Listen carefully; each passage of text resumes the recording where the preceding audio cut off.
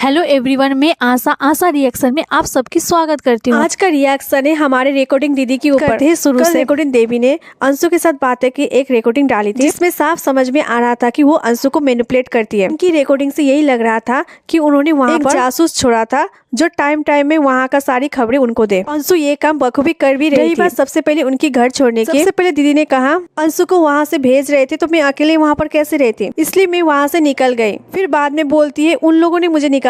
कभी बोलती है कि ससुर की नजर ठीक नहीं थी इसलिए मैं वहाँ से निकल गई। फिर कभी बोलती इस बार तो मुझे मनाने के लिए कोई नहीं आया। हर पापा जी आते थे और मुझे मनाकर ले जाते थे। अपनी बातों से लोगों को गोल गोल घुमा रही है। तो रॉड चैनल को लेकर हुए कंट्रोवर्सी में पहले उनके ससुर ने अपना पक्ष रखा और आज अंशु ने अपना पक्ष रखा, क्योंकि बहुत सारी बातें आ गई थी। तो व्यूअर्स भी चाहते थे कि अंशु एक बार जरूर। अंशु ने अपनी वीडियो में बहुत सारी चीज को क्लियर की है। अंशु ने आकर सबसे पहले यही कहा कि घर में लड़ाई होती है, लेकिन एक एक बात सोशल मीडिया में लाकर अंशु अब ये बोलेगी, अंशु अब ये करेगी, बोलना ठीक नहीं है। अंशु ने अपनी वीडियो में पूछा था कि आपने बिना पूछे ही मेरा रिकॉर्डिंग सोशल मीडिया में क्यों लाया, मुझे बिना पूछे आपने सोशल मीडिया में ऐसा रिकॉर्डिंग क्यों शेयर किया। बिल्कुल ऐसे बिना पूछे किसी की रिकॉर्डिंग सोशल मीडिया में लाना क्राइम है, ये उसे समझना चाहिए। और उस रिकॉर्डिंग में ऐसा कुछ भी नहीं था जिससे वो सही साबित होती, इसलिए तो उन्होंने ये रिकॉर्डिंग डिलीट कर दिया। सबको याद है जब वो शिवपुरी से छोड़कर ग्वालियर चली गई थी, तो उसके बाद उनके ससुर ने एक स्कूटी को जो व्हाट्सएप था वो उसका मैकबुक पे खुल रहा था, वहाँ से उसे पूजा करते हुए वीडियो मिला था। उन्होंने सोशल मीडिया में शेयर करके कहा था हमें मनाने भी नहीं आए, हमारे जाने के बाद खुशियां मनाई जा रही, स्कूटी खरीदी जा रही है। उसका जवाब भी आज अंशु ने दिया। दीदी जी अपना स्कूटी तो लेकर चली गई थी,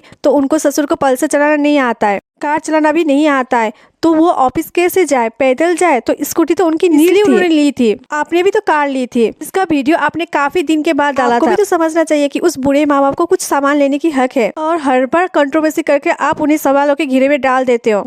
अंशु ने ये भी खुलासा किया कि भैया के जाने के बाद उनके सास ससुर अगर किससे बात करते हैं उन्हें सबकी रिकॉर्डिंग चाहिए होती थी। वो ऐसा क्यों, ये सब क्या आपका प्री प्लान था? अंशु ने ये भी कहा क्या मैं आपकी मम्मी के साथ बात होती थी, आपके भैया के साथ बात होती थी, वो सब क्या मैं रिकॉर्डिंग करती थी।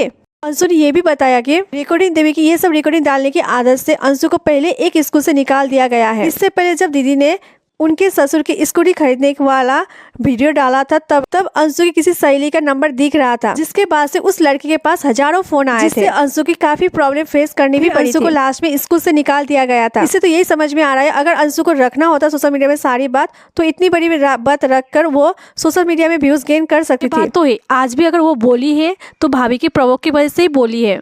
अंशु तो ये भी बोला सच में मैं आपको भाभी बहुत प्यार करती थी, लेकिन आज आपकी वजह से अपनी सारी हदें क्रॉस कर दी, मेरा पर्सनल रिकॉर्डिंग वगैरह शेयर करके। उसने ये भी क्लियर कर दिया कि सोशल मीडिया में मेरा लास्ट टाइम है, उसके बाद मैं कोई भी बात क्लियर करने सोशल मीडिया में नहीं आऊंगी। जो भी बात होगा पुलिस स्टेशन में होगा, ऑफलाइन होगा, कोर्ट में होगा। अंशु ने भी वहां से दरौट के लिए कंप्लेंट की है, जिसका कंप्लेंट पेपर शो किया था अंशु ने वीडियो में। और उसने भाभी को भी बोला अगर आपके दिल में कुछ बात है आप भी जाइए पुलिस स्टेशन में, वो सॉल्व करेंगे। जी जो एलिगेशन लगाया है उनके ससुर के ऊपर अंशु ने दिया है।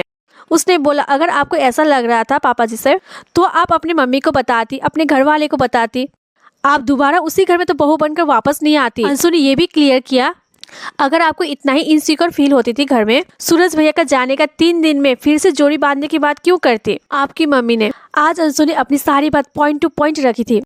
रेकॉर्डिंग दीदी के भाई अंशु को किस नजर से देखती थी ये भी अंशु ने रिकॉर्डिंग दीदी को बताया था। तो अंशु ने यही बताया कि लाना है तो पूरा बात लाओ, आधा अधूरा नहीं। भैया ने आपको मारते थे ये आपने बता दिया, भैया का डेथ होने के बाद भैया आपको मनाते थे ये आपने नहीं बताया। एक इंसान की डेथ होने के बाद उसकी सिर्फ एक इमेज रहती है जो कि ये रिकॉर्डिंग डालने के बाद खत्म हो गई। दरअसल रिकॉर्डिंग देवी की एंगर इशू की वजह से अंशु को पीछे से मारा था, जिससे उसका नसें वगैरह फट गई थी। मुझे तो अभी यही लगता है कि उसकी एंगर इशू की वजह से वो सोशल मीडिया में इतना सब कर रही है। उसे गुस्से में समझ में नहीं आ रहा है कि क्या करना चाहिए क्या नहीं, कौन सा रिकॉर्डिंग डालना चाहिए कुछ सा नहीं। शायद ये इसीलिए भी हो सकता है कि उसने छोटी सी उम्र में बहुत कुछ झेला भी है। 2 पतियों को खोकर अपनी 2 बेटियों के साथ सफर करना आसान बात नहीं है, मैं ये बात भी समझती हूँ, लेकिन हर बात सोशल मीडिया में लाना ये भी सही नहीं है, क्योंकि सोशल मीडिया में कोई जज नहीं बैठा है जो आपको सही और गलत का सर्टिफिकेट दे देगा।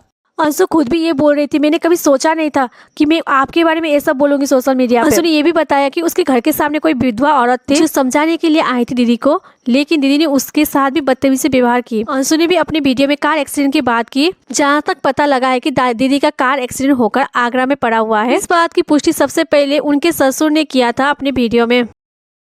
उसके बाद जब दीदी जी लाइव में आए थे तो व्यूअर्स ने उसको पूछा कार कहाँ है, कार कहाँ है, लेकिन दीदी ने कार के बारे में एक भी बात नहीं बोली।